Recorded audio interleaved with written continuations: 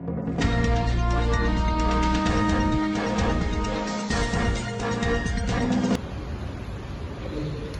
ini sebagai pengawas artinya harus bisa boleh karena mengawasi jalan musuh.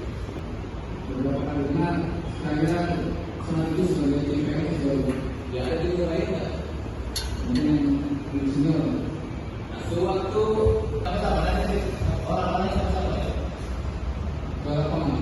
Iya, di lapangan. Iya, apa bersama-sama tim ya di lapangan. Ada itu di lapangan.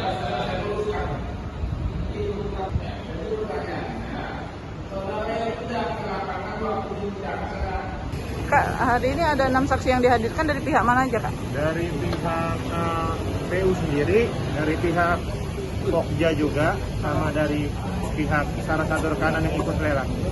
Oke, dari keterangan saksi-saksi ini sendiri bagaimana, Kak? Apakah mendukung dakwaan jaksa? Mendukung.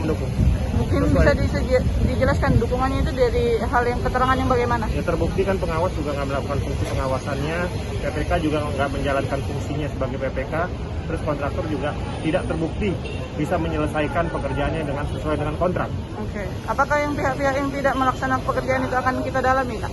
Pasti. Pasti ya. Berarti tidak menutup kemungkinan akan ada tersangka baru seperti itu, Kak?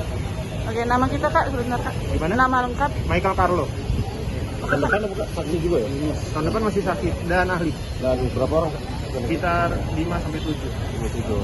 Jaksa Tergantung siapa yang nanti yang hadir bisa hadir. kita pitsus atau gimana, Kak? Gimana? Pitsus ya? Pitsus. Pitsus ya? Iya. Kasih pitsus ya? Kasub sidik. Kasus sedikit. Kasih ya, Kak.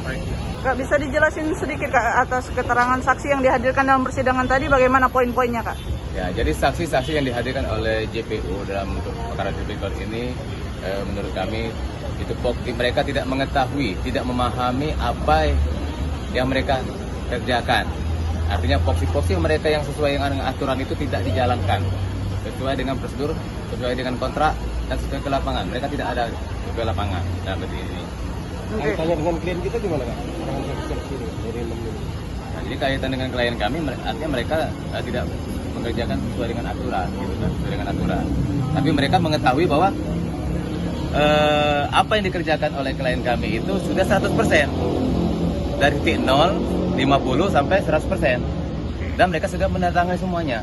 Apakah Surat itu. dalam arti ini tidak ada kerugian negara yang terjadi dalam kasus ini, Kak?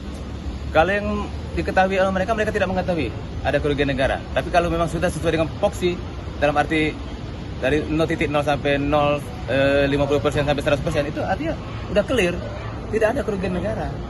Kok bisa diangkat kayak gini? Oke, Kak, tadi kan JPU menyinggung katanya tidak menutup kemungkinan ada tersangka baru. Kita selaku pihak kuasa hukum sepakat tidak, Kak, dengan itu?